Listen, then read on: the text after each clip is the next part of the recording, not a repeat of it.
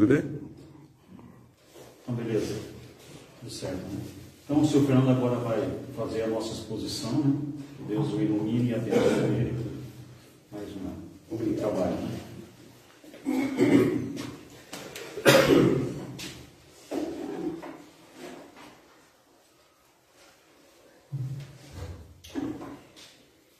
Como vocês podem ver, boa noite a todos.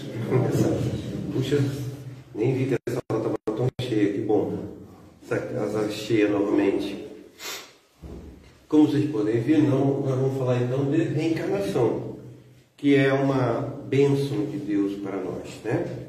E tudo que eu trago sempre para vocês aqui de exposição, eu não sou palestrante, por isso que eu chamo de exposição, refere-se aos meus aprendizados, aquilo que eu leio, aquilo que eu aprendo. Então eu procuro trazer para vocês aquilo que eu estudo. E sendo assim, eu gosto sempre de mencionar de onde eu tiro esses ensinamentos. Eu busquei nesses 4 livros subsídios para essa exposição de hoje.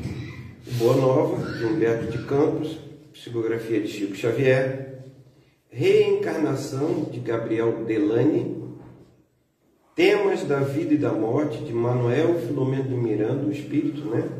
Psicografado por Divaldo Franco, e Reencarnação Divina Bênção, de Marcelo Rios, um Espírito, Psicografia de Jairo Avelar, que deu nome, inclusive, a essa exposição de hoje, tá?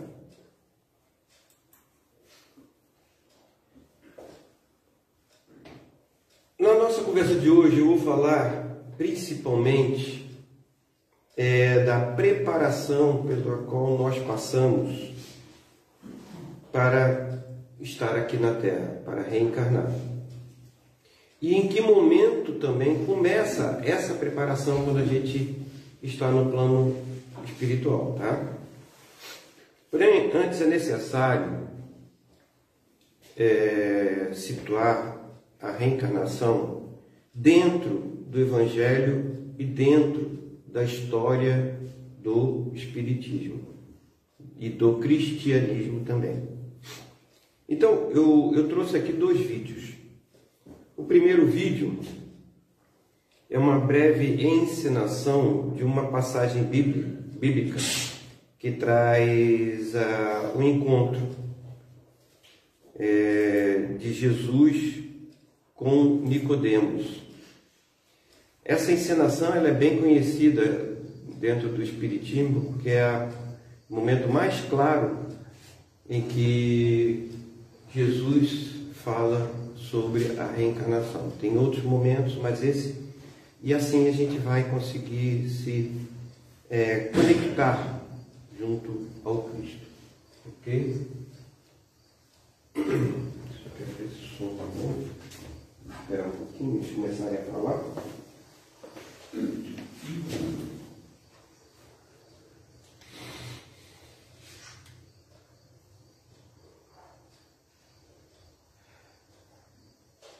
Amém.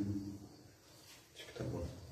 Bem sabemos que és mestre vindo de Deus, porque ninguém pode fazer estes sinais que tu fazes se Deus não for com ele.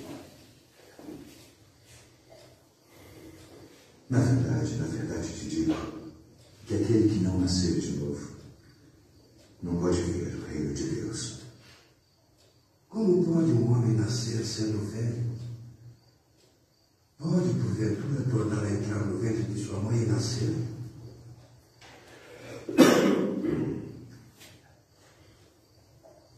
Na verdade te digo que aquele que não nascer da água e do Espírito não pode entrar no reino de Deus. O que é nascido da carne é carne, e o que é nascido do Espírito é Espírito. Não te maravilhes de ter dito: necessário vos é nascer de novo.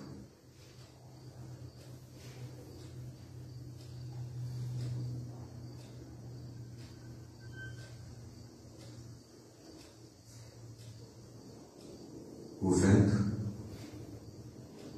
assopra onde quer e ouves a sua voz, mas não sabes de onde vem, nem para onde vai.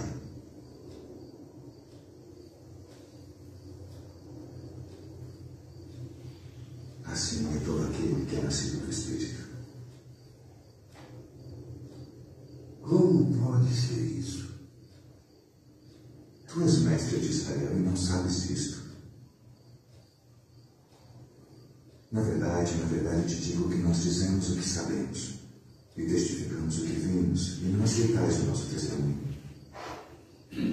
Se vos falei de coisas terrestres e não crestes, como crereis se vos falar das celestiais?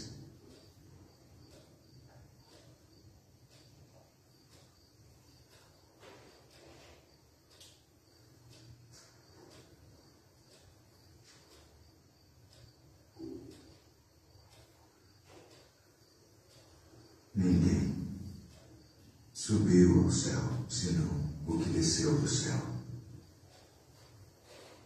O Filho do Homem que está no céu. E como Moisés levantou a serpente no deserto,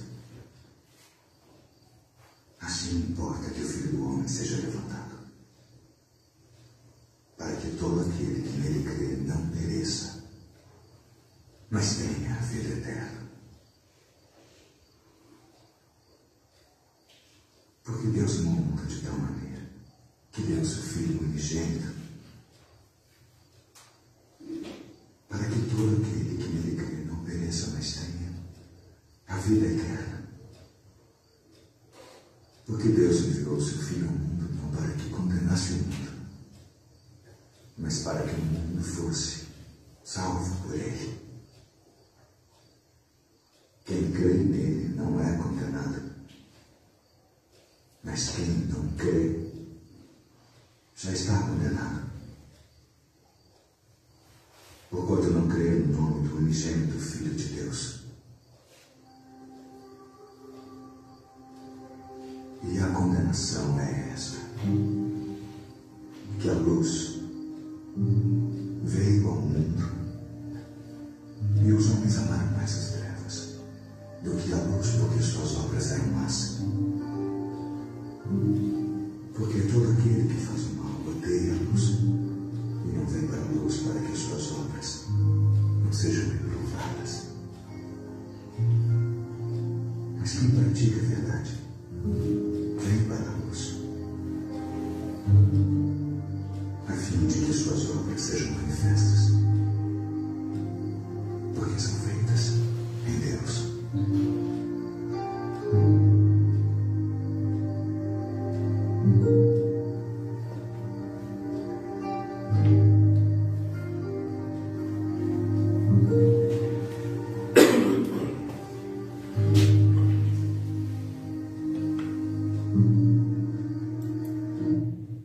Bom, embora nessa representação Jesus e Nicodemos estivessem aparecidos sós, segundo Humberto de Campos, através da psicografia de Chico Xavier no livro Boa Nova, ele afirma, Humberto de Campos, que dois apóstolos estavam nesse encontro. Eram eles Tiago e André. E Tiago se sentiu maravilhado com o que Jesus estava falando naquele momento, ficando bem explícito que ele estava falando da reencarnação. E ele sugeriu a Jesus que no dia seguinte, essas verdades que ele acabava de falar, que fosse transmitido nas suas pregações ao povo de Israel. E Jesus, nesse momento, interrogou a Tiago da seguinte maneira, está no livro Boa Nova, tá? Será que não compreendeste? Pois, se um doutor da lei saiu daqui sem que eu lhe pudesse explicar toda a verdade, como queres que proceda de modo contrário para a compreensão simplista de espíritos populares? Alguém constrói uma casa iniciando pelo teto o trabalho? Além disso, mandarei mais tarde o Consolador, a fim de esclarecer e dilatar os meus ensinos. E no livro A Reencarnação, de Gabriel Delany, esse livro ele é bem antigo, ele é de 1927 que ele foi lançado, tá? Ele nos explica as palavras de Jesus quando questiona a Nicodemos: como? Sois mestre em Israel e ignorais essas coisas? Assim ele se refere a essa palavra de Jesus. Esta última observação do Cristo mostra bem que ele se surpreendeu não conhecesse o mestre em Israel a reencarnação, porque era ela ensinada como doutrina secreta aos intelectuais daquela época. Então o povo não tinha acesso a essas informações. Aqui, Delany nos propõe que os sacerdotes judeus, embora conhecedores da verdade da reencarnação, não transmitia essa informação aos fiéis. Talvez, eu acredito que seja com o intuito de manter o controle sobre a população através do medo, da gente buscar resolver nossas diferenças nessa encarnação e não deixasse para uma próxima encarnação. E mais adiante, Delany conclui: no ensino secreto reservado aos iniciados, proclamava-se a imortalidade da alma, as vidas sucessivas e a pluralidade dos mundos habitados. Até a pluralidade dos mundos habitados era transmitido já naquela época, 2000 anos atrás. Sabemos também que Jesus, várias vezes durante sua pregação, se referiu à reencarnação. Muitas vezes ele fez isso de forma velada. E uma das mais importantes, além dessa de Nicodemos, foi quando seus discípulos lhe perguntaram se Elias já voltara. E ele lhes respondeu: Elias já veio e não o reconheceram. Antes fizeram-lhe tudo quanto quiseram. Os discípulos então compreenderam que era de João Batista que ele falava. Ok? João Batista, reencarnação de Elias. Mas por que essas verdades não fazem parte dos ensinos de quase todas as totalidade das religiões ditas cristãs? O cristianismo, até o ano de 553, ano do Concílio de Constantinopla, era reencarnacionista. Muita coisa foi tirada da Bíblia a partir desse Concílio de 553. E pouquíssimos católicos e protestantes sabem disso, pois o assunto é proibido entre padres e pastores. Segundo Leon Denis, quem conhece a obra de Leon Denis, consta no livro Depois da Morte, esse pensamento foi abolido da Igreja Católica, pois esta crença elimina o terror da morte. Então, como eu falei para vocês, eu ia trazer dois vídeos. O outro é um pouco mais curto até do que o primeiro. Um vídeo de Divaldo Franco, que ele nos explica como essa mudança ocorreu no cristianismo. Então, as religiões cristãs estão baseadas na matéria, mas não entenderam a reencarnação que Jesus pregou. E por que não? Porque a reencarnação vigeu até o ano 553.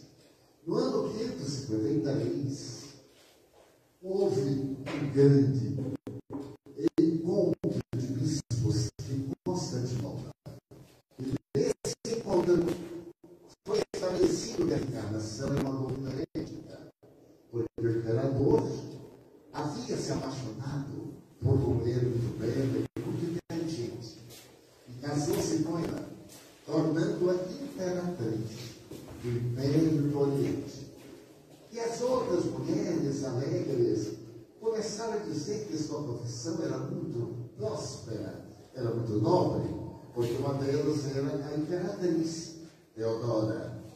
E então Teodora foi tomada de ira e mandou matar todas as imperatrizes que havia em Constantinopla. E o povo que conhecia a reencarnação, a doutrina através da qual o bem que fazemos nos faz progredir e o mal que praticamos nos retém no erro até resgatarmos, o povo começou a dizer que ela teria que reencarnar muitas vezes para pagar o grande crime.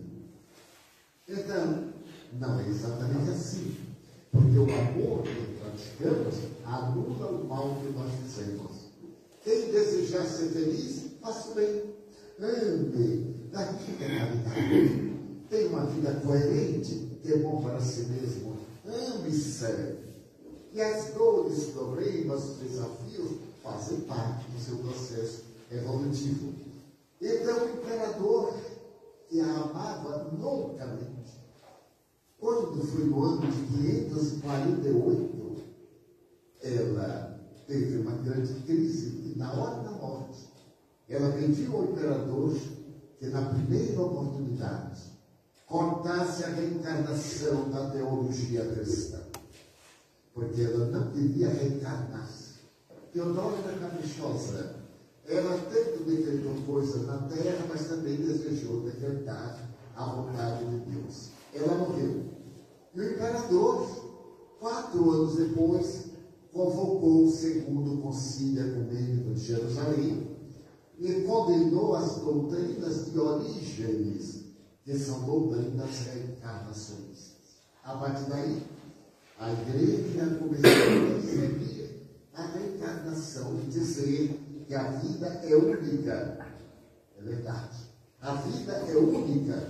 No corpo ou fora do corpo estamos na vida. Portanto, ela é única. Mas as existências corporais são muitas. Sei. Então, por aí, a gente explica por que, apesar de Jesus que explicar a reencarnação, o catolicismo e outras religiões cristãs nega o reencarnacionismo. Paligenesia, não sei se vocês já ouviram falar dessa palavra, mas está ali no livro do Gabriel Delano. Ele nos instrui que esse nome, na velha Índia, era conhecida a reencarnação com esse nome, Paligenesia. E assim ele relata no livro: a doutrina das vidas sucessivas ou reencarnação é também chamada de paligenesia, de duas palavras gregas, palin, de novo, e gênesis, nascimento, novo nascimento, né? O que há de muito notável é que, desde os albores da civilização, ela foi formulada na Índia com uma precisão que o estado intelectual dessa época longínqua não fazia pressagiar. Era importante eu trazer, antes de entrar diretamente no assunto, para vocês esses esclarecimentos, pois nós ouvimos muito dizer que a reencarnação ela é invenção do Espiritismo. Não, ela já vem de muitos e muitos séculos atrás. Ela se baseou, o Espiritismo se baseou no Consolador prometido. Foi o que Jesus prometeu. Então agora vamos entrar no assunto propriamente principal dessa exposição, que é a preparação. Quando começa a preparação da reencarnação? Quando ela se inicia? E de que maneira ela é feita, essa preparação? Logo que passamos pelo trauma da morte, logo após ou também, caso nós não sejamos muito bonzinhos nessa vida, logo que nós nos arrependermos dos nossos erros cometidos, começa já a preparação da reencarnação. Mesmo que nós estejamos lá no umbral denso, os mentores espirituais já estarão tratando da preparação da nossa reencarnação. Quanto ao tempo dessa preparação, ela se eleva ao infinito, tá, gente? Ou seja, não existe um tempo mínimo nem máximo para a reencarnação de nós humanos. Caso a caso. E nesse livro, Temas da Vida e da Morte, de Divaldo Franco, ditado pelo espírito Manuel Filomeno de Miranda, existe um capítulo intitulado Reencarnação, Dádiva de Deus. Esse nome, inclusive, poderia também ser o título dessa palestra. Onde o autor, de uma maneira bem sucinta, ele nos explica de forma clara como se realiza todo esse processo. Aí eu faço uma pergunta para vocês. Existe uma regra geral da preparação para a reencarnação? Não, não existe. Não existe. E logo no primeiro parágrafo, Filomeno de Miranda nos esclarece quanto a isso, nos dizendo o seguinte: como é compreensível, a planificação para a reencarnação é quase infinita, obedecendo a critérios que decorrem das conquistas morais ou dos prejuízos ocasionais de cada candidato à reencarnação.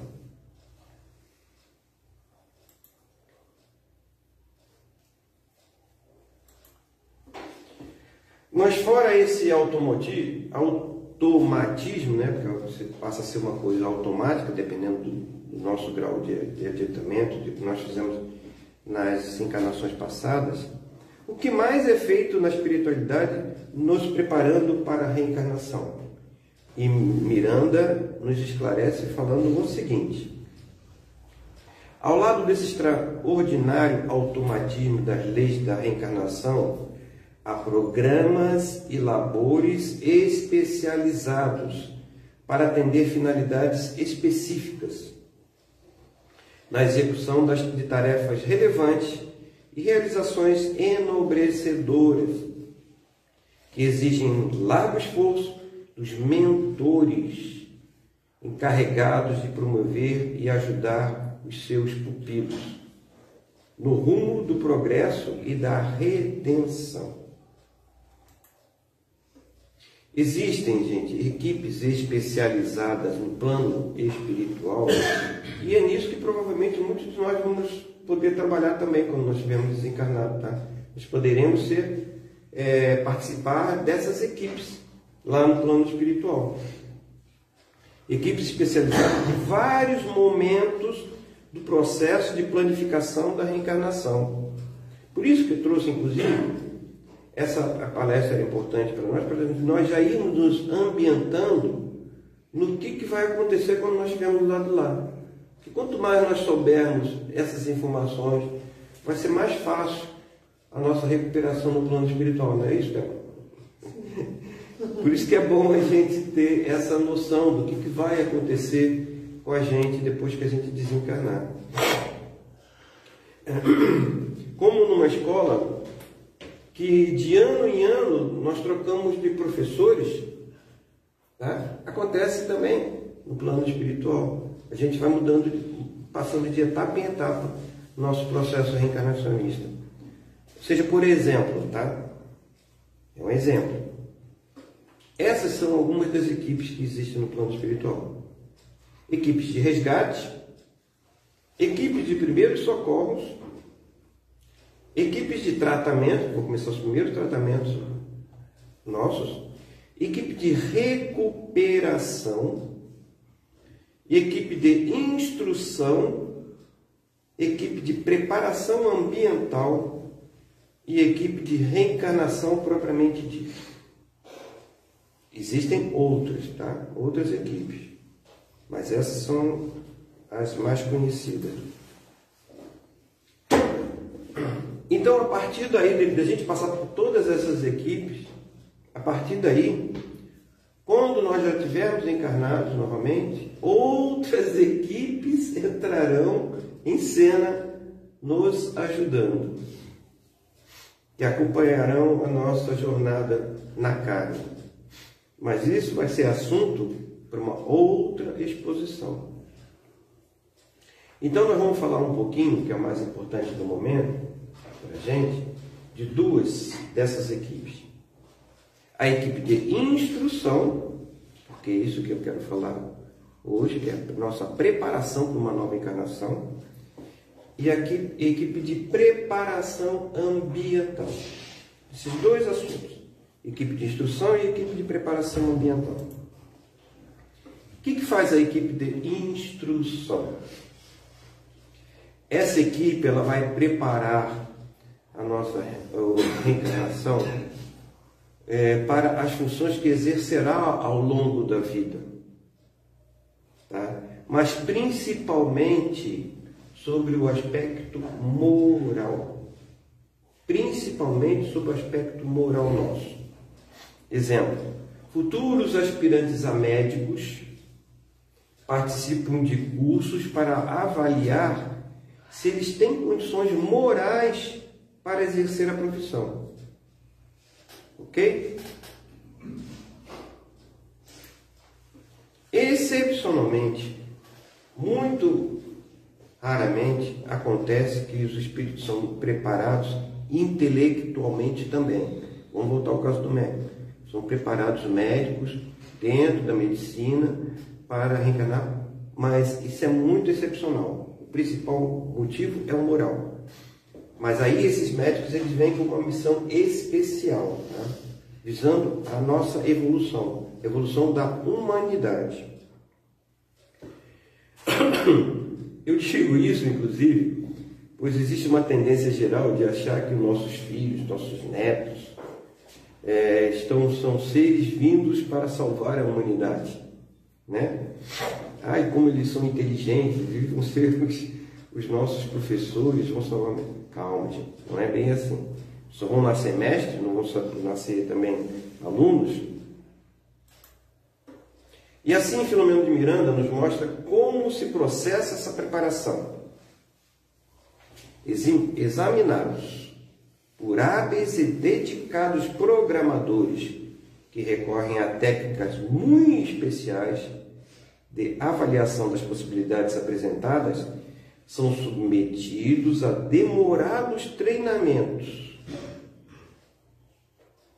de acordo com o serviço a empreender, com vistas ao bem-estar da humanidade, após o que são selecionados os melhores. Nem todos que participam do curso são escolhidos por aquela função, diminuindo com esse expediente a margem de insucesso. E ele continua, Filomeno de Miranda continua. Os que não são aceitos, ou seja, os que não passam, voltam a curso de especialização para outras atividades, especialmente de equilíbrio, com que se armam de forças para vencer as más inclinações defluentes das existências anteriores, que se malograram, que falharam, bem como para a aquisição de valiosas habilidades que lhe repontarão futuramente no corpo, como tendências e aptidões. Ok? Então eu acredito, por exemplo, que médicos, professores também, que são pessoas que têm um contato muito impactante na nossa vida, né? Eles devem ter uma preparação moral muito apurada. Eu citei só 2 exemplos, mas claro que existem muitas outras especializações que também precisam desse apuro moral, tá? Equipe de preparação ambiental. O que significa isso?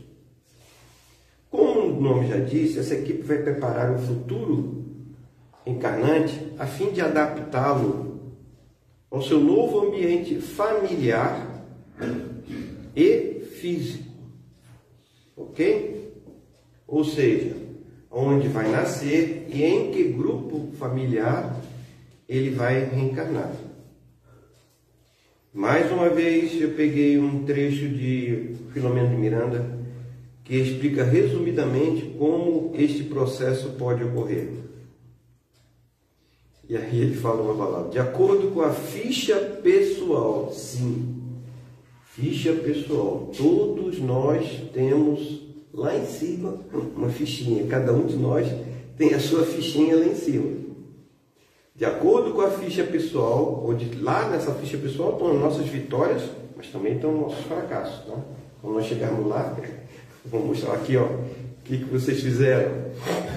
De acordo com a ficha pessoal que identifica o candidato, é feita a pesquisa sobre aqueles que lhe podem oferecer guarida, dentro dos mapas kármicos, providenciando os necessários encontros ou reencontros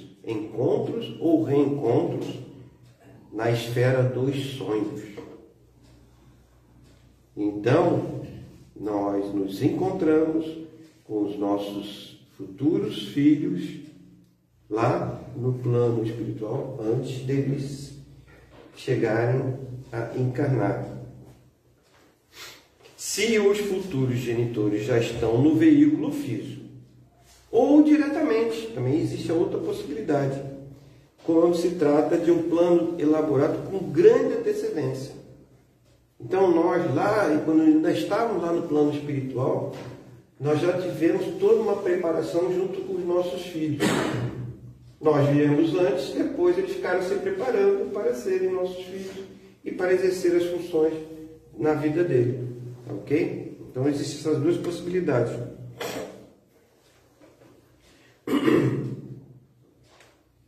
Com grande antecedência, no qual os membros do futuro plano convivem, primeiro na erraticidade, onde partem já com a família adrede estabelecida. E quanto ao corpo físico e todas as suas especificações, Filomeno de Miranda também falou sobre esse assunto. Executado a etapa de avaliação das possibilidades e a aproximação com a necessária anuência dos futuros pais, são meticulosamente estudados os mapas genéticos de modo a facultarem no corpo a ocorrência das manifestações físicas, como psíquicas, de saúde e de doença, normalidade ou idiotia, lucidez e inteligência, memória e harmonia emocional, duração do cometimento corporal, ou seja, quanto tempo nós passaremos encarnados, e predisposição para prolongamento ou antecipação da viagem de retorno. Então, o que ele está dizendo aqui? Vou só terminar, depois eu explico. Ensejando assim a probabilidade dentro do comportamento de cada aluno, a aprendizagem terrena. Duração do cometimento corporal. Nós já viemos com uma energia necessária, que é o fluido vital, né? Necessários para a gente viver. Se nós estamos programados para viver 70 anos, nós vivemos com a quantidade de energia para viver 70 anos.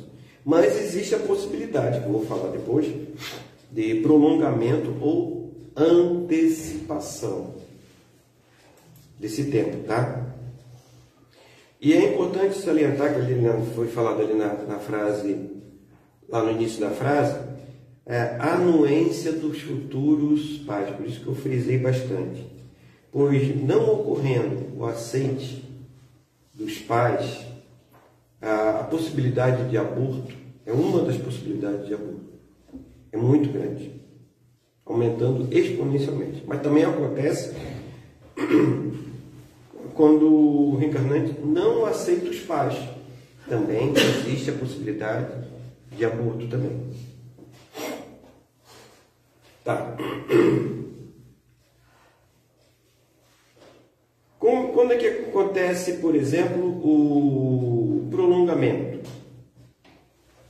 O prolongamento é quando a gente está aqui no plano físico e a gente está cumprindo tudo que a gente tinha planejado lá no plano espiritual. E está indo muito bem, e está ajudando a humanidade, está sendo útil para a humanidade, para o aumento dos nossos predicados. Então, pode ser dado sim uma moratória para gente. A gente pode durar um pouco mais. Alguns casos que a gente conhece, né?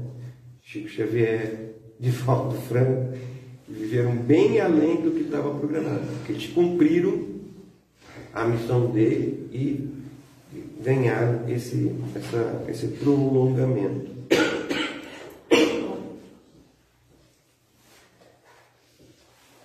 Quanto à reencarnação, no mesmo país ou na mesma família, isso está longe de ser uma regra, tá bom, gente? É simplesmente uma boa probabilidade, é uma boa possibilidade a fim de resgatar débitos passados dentro do nosso grupo familiar. Após nós resgatarmos esses débitos no grupo familiar, nós podemos, não é regra também, podemos a partir daí partir para a convivência em outro grupo ou outro ambiente físico, tá?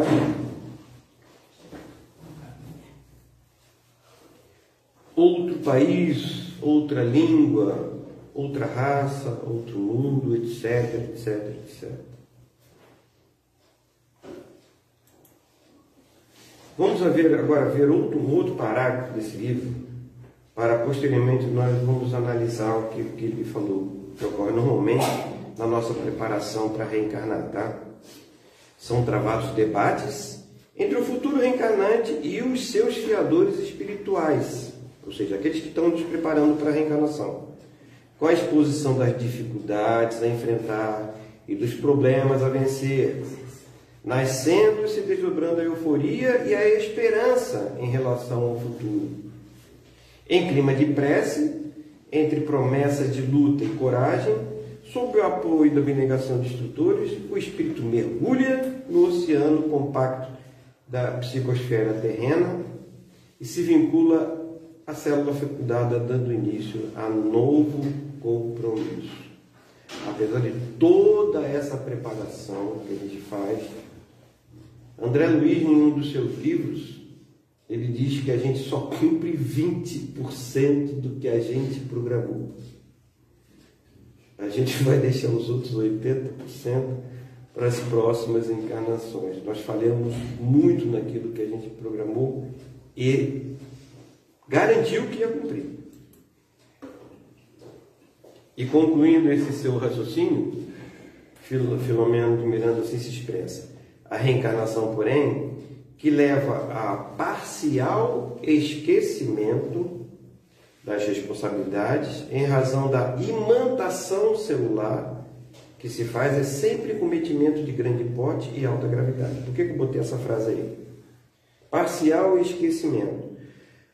Nós esquecemos de nossas vidas passadas, mas não totalmente. Alguma coisa de intuição fica.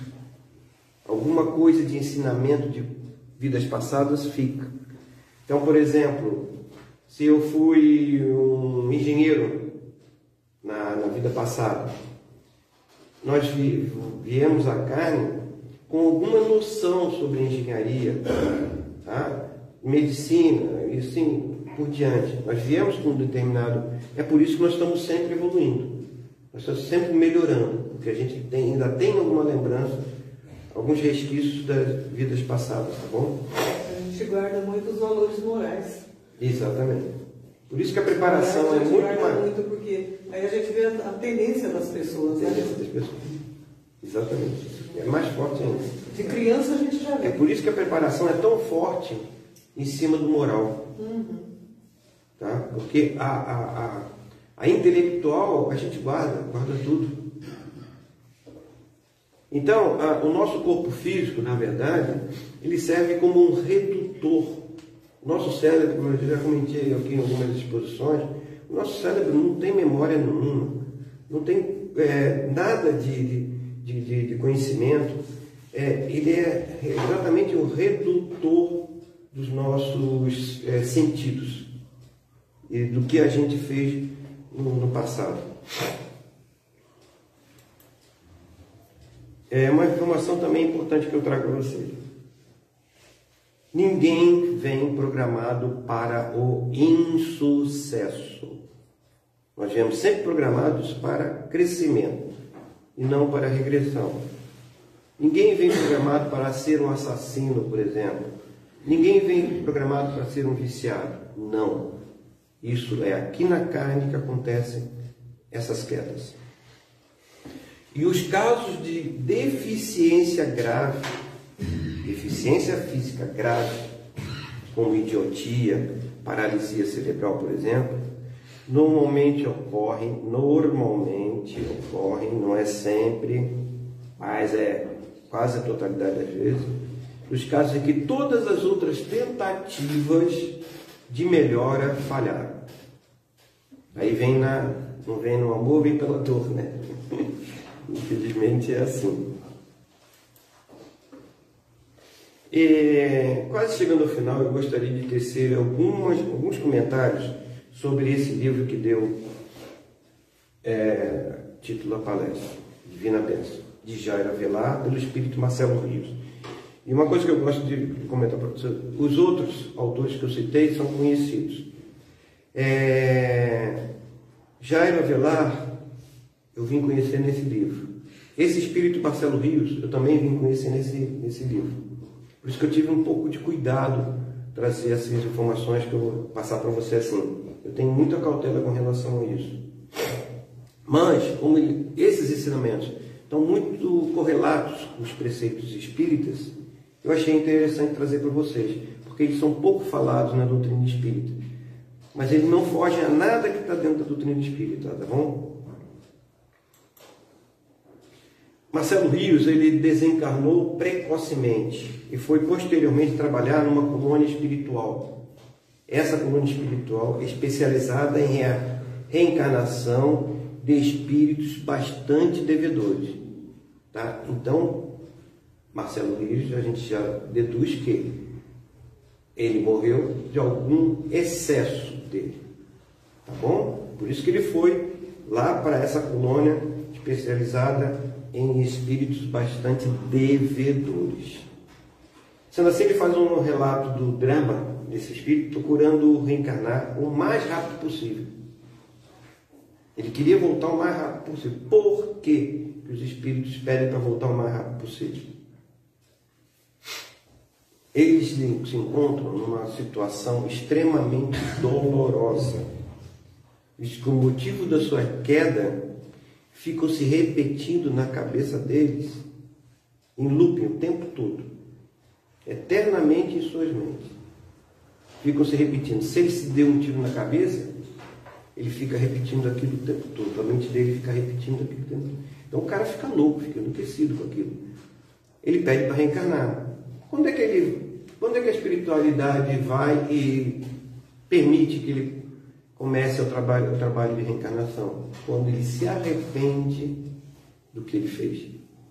Antes disso, não. Ele vai ficar naquele looping o tempo todo, lembrando-se daquilo que aconteceu. Tá bom, gente? E nessa colônia existiam todas aquelas equipes que eu falei para vocês lá no início, né? Marcelo Rio passou por todas elas. E que nos leva a entender, então, que a evolução do conhecimento também se adquire no plano espiritual, que de certa forma também é uma preparação para a próxima reencarnação. Na sua última encarnação, esse, Marcelo Rios, havia sido assistente social. Portanto, essas tarefas que ele estava executando agora lá na eletricidade, ele estava executando também o trabalho de assistência social. É uma continuação do aprendizado dele, tá? E outro assunto que Marcelo Rios levanta, que eu achei muito interessante e pertinente, é que não se pode fazer uma programação reencarnatória individual. Tá? Não podemos fazer uma só da Francine, só da Fátima, entendeu? Só do São Francisco. Não. As reencarnações, elas são feitas no todo o seu grupo que você vai participar. Deve ser coletiva, do grupo de convivência. Pode ser o grupo de convivência familiar ou do seu trabalho. Num dos casos, ele relata, estavam envolvidos no mesmo plano reencarnatório 57 espíritos. Por aí a gente pode imaginar a engenharia necessária para que uma encarnação não prejudique qualquer uma das outras 56. Entende? Então, existe o livre-arbítrio. Então, se uma sai da rotina que estava programada, as outras 56 têm que se adaptar. Tem que ser feita toda essa engenharia para se readaptar. Entendeu? Então, é muito, muito complicado. Outra informação trazida por Marcelo é de que os planos para a reencarnação não levam somente em relação à próxima encarnação, tá?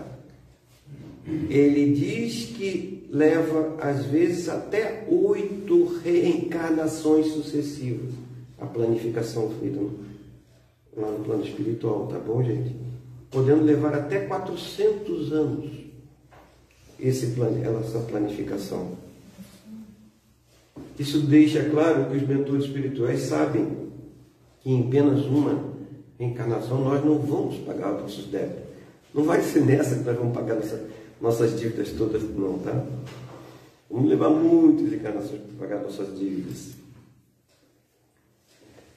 Daí se explica o prolongamento de uma existência, como eu falei, no caso do Divaldo, do Chico Xavier, caso o espírito esteja realizando um bom trabalho, o que vai permitir que ele elimine etapas posteriores. Ele pode eliminar encarnações que ele teria, ele não precisa mais, porque ele está cumprindo bem, ele consegue pagar débitos naquela mesma existência, sem precisar ir para a próxima existência.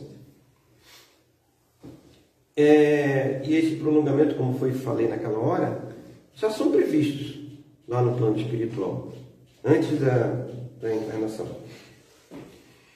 E a redução do tempo de vida do encarnado? Quando acontece essa reencarnação? Essa redução? Quando ela pode ocorrer? Ela se dá em casos em que a pessoa está num espiral de queda que levará a somar mais débitos ainda para o futuro. Então, a misericórdia divina abrevia, intervém em favor deste pobre indivíduo e abrevia a sua vida, para que ele não entre em mais débitos ainda. Essa é uma possibilidade. Não estou dizendo que sempre ocorra isso, tá bom, gente? Mas está ali no livro, eu achei interessante essa situação também. Então, finalizando, eu trago para vocês uma frase que se encontra na página 26 desse livro. Viver por viver será, pois, sempre um reflexo biológico. Viver com responsabilidade é ato cristão. Então, gente, finalizando, valorizemos ao máximo essa nossa experiência na carne.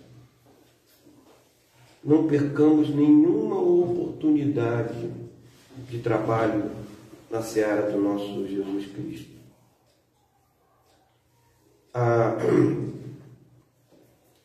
O tempo da atual encarnação nossa, dessa atual encarnação, representa milésimo de segundos na nossa jornada evolutiva. A gente não tem essa noção de tempo. Isso aqui é somente uma passagem assim, ó, um estalo, se a gente for levar em consideração todo o nosso tempo de evolução. Tenhamos coragem de encarar os desafios, pois não faltará apoio daqueles espíritos que torcem por nosso sucesso. Vocês viram lá quantas equipes nós passamos para reencarnar e eles estão lá torcendo pela gente. Além dessas equipes todas, que estão lá? Estão lá nossos familiares. Não só dessa vida que já se partiram antes da gente, mas de outras existências estão torcendo pela gente. Como vimos, são muitas. A nossa família, quando estamos encarnados, ela é muito pequena. Mas a nossa família espiritual, ela vai se somando a cada encarnação. Então, vocês que eu estou conhecendo nessa existência, estou conhecendo agora, vão fazer parte da minha família espiritual. Tá ok? Vocês vão continuar nossa existência. Eu lamento que não se simpatiza comigo, vou ter que me aturar. Então, muito obrigado pela paciência de vocês. Se vocês quiserem fazer um questionamento, por favor, ou alguma consideração, fiquem à vontade. Quando você falou da abreviação do tempo, né, de vida, tem muito a ver com a parte nossa de suicídio indireto. Né? A gente comete, às vezes, suicídio indireto através de excessos. Bebida, comida, nervoso. A pessoa fica nervosa demais, ela acaba com o organismo. Exatamente. Né? É um suicídio indireto. Exatamente. Tá? Então, numa dessas, a gente acaba abreviando o tempo de vida nossa. E a espiritualidade poderia evitar isso, podia, mas não. Ela permite por quê? Está vendo que a gente está indo em uma situação... Você exerce o seu livre-arbítrio, você é dono do seu nariz, né? Exatamente. É bem isso mesmo. Bom, gente, mais alguma consideração, algum comentário, alguma pergunta também? Né? Não sei se eu vou responder, mas perguntar pode. Bom, bem na hora, 9 horas, consegui terminar em cima do laço. Vamos então à nossa oração de encerramento, gente. Dentro desse tema da nossa exposição, vamos pedir a Deus que Ele nos inspire e permita que os bons espíritos estejam junto a nós, nos incluindo, sempre, sempre para o bem, sempre, sempre para o nosso progresso. E que nós tenhamos esse discernimento de entender esses sinais que vêm do alto. Essas inspirações que nos vêm para o bem, para que o nosso tempo na Terra seja bem aproveitado.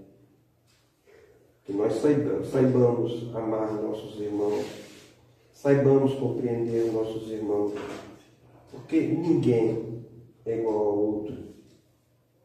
Cada pessoa está num degrau da evolução. Eu sempre cito a escada de Jacó, que não existe duas pessoas no mesmo degrau da escada de Jacó. Cada pessoa está num degrau. Temos que entender isso para que possamos evoluir e receber nossos irmãos de braços abertos sempre, Senhor. Muito obrigado por esse momento de luz e paz nessa casa, que todos nós tenhamos um bom retorno para nossos lares. Que assim seja.